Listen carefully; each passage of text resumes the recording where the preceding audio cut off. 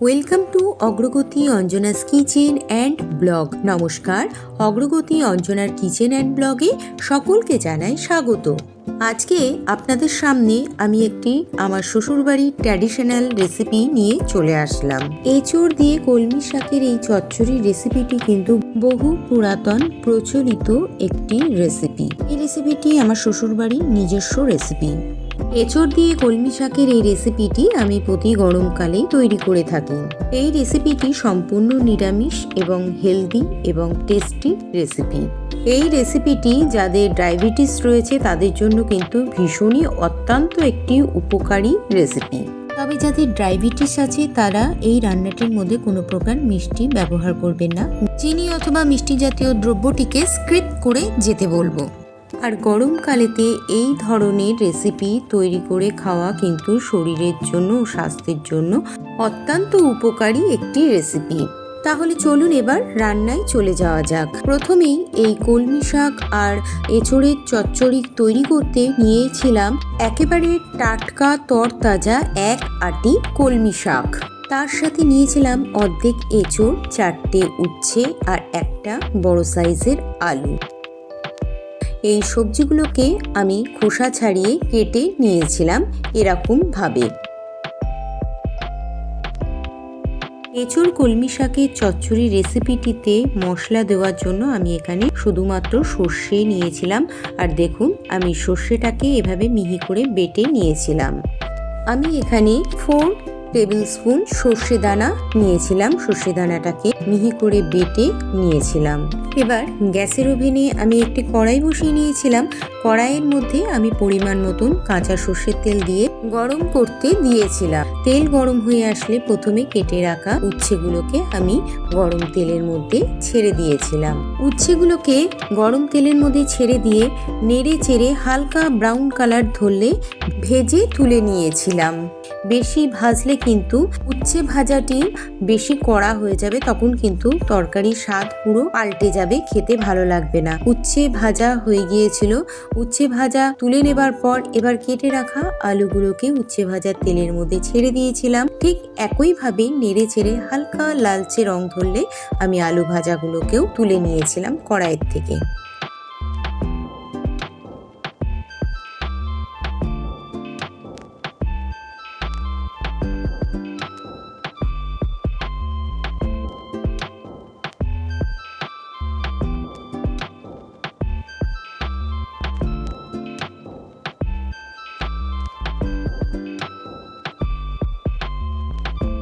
এবার উচ্ছে এবং আলু ভাজা হয়ে গেলে ওই কড়াইয়ের তেলের মধ্যে কেটে রাখা এঁচোড়গুলোকে এবার আমি তেলের মধ্যে ছেড়ে দিয়েছিলাম। ঠিক একই পদ্ধতিতে এঁচোড়গুলোকেও আমি ওইভাবেই ভেজে লালচে রং ধরলে কড়াইয়ের থেকে তুলে নিয়েছিলাম।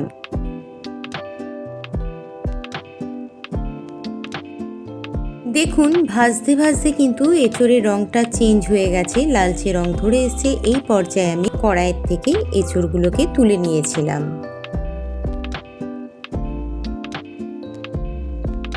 এঁচোড়গুলো ভেজে তুলে নেবার পর কড়াইয়ে যেটুকুনি তেল ছিল সেই তেলের মধ্যে আমি 1 টেবিল স্পুন 5 ফোড়নে দিয়ে দিয়েছিলাম আর একটি কাঁচা লঙ্কা ফাটিয়ে তেলের মধ্যে ছেড়ে দিয়েছিলাম। ফোড়নটিকে ভালো করে ভেজে নেবার পর আমি কুচিয়ে রাখা কলমি শাকগুলোকে কড়াইয়ের মধ্যে ছেড়ে দিয়েছিলাম।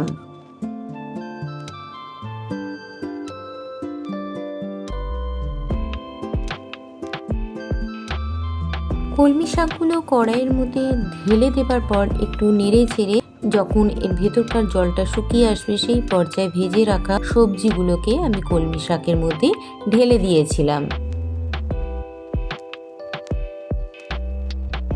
এবার সবজির সঙ্গে কলমি শাকগুলোকে একসঙ্গে নেড়ে চেড়ে খানিকক্ষণ ভেজে নেবার পর এর মধ্যে 1 টেবিল স্পুন লবণ এবং 1/2 টেবিল স্পুন হলুদ গুঁড়ো, 1 টেবিল স্পুন চিনি দিয়ে ভালো করে নেড়ে চেড়ে কষিয়ে নিয়েছিলাম।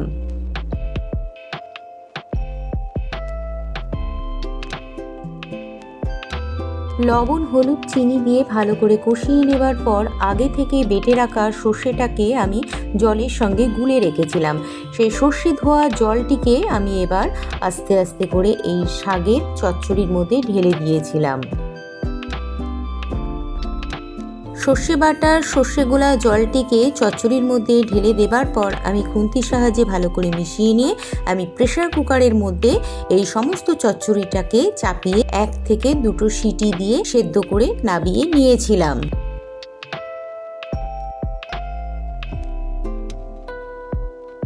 প্রেসার কুকারে সেদ্ধ করে নেবার পর আমি এই সমস্ত চচ্চড়িটিকে কড়াইয়ের মধ্যে ঢেলে দিয়েছিলাম। চচ্চড়িটির মধ্যে কিন্তু সেদ্ধ করে নেবার পরও অনেকটাই জল রয়ে গেছে। এই জলটিকে যতক্ষণ না শুকিয়ে আসছে ততক্ষণ পর্যন্ত কড়াইয়ের মধ্যে রেখে ফুটিয়ে নেড়ে চেড়ে শুকিয়ে নিতে হবে।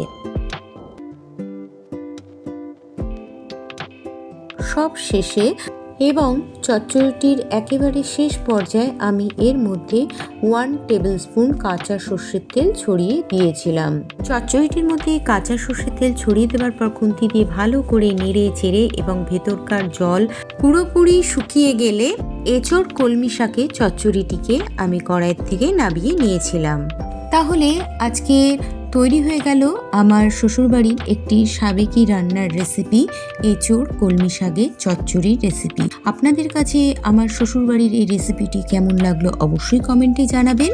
আর আমার চ্যানেলে নতুন হয়ে থাকলে আমার চ্যানেলটিকে প্লিজ সাবস্ক্রাইব করে পাশে থাকা বেল আইকনটিকে প্রেস করে অল নোটিফিকেশনটিকে অন করে রাখার অনুরোধ রইল। আর সকলের কাছে আরও একটি অনুরোধ রইল, যখন ভিডিও দেখছেন লাইক দেওয়ার সাথে সাথে কিন্তু হাইপ অপশন বলে একটি অপশন আসছে, সেই অপশনটিকেও কিন্তু একটু খেয়াল করে প্রেস করে দেবেন। তাহলে আজকের ভিডিওটি আমি এখানেই শেষ করছি। পরবর্তী আবার নতুন কোনো রেসিপির ভিডিও অথবা ব্লগ ভিডিও নিয়ে আপনাদের সামনে আমি হাজির হয়ে যাব।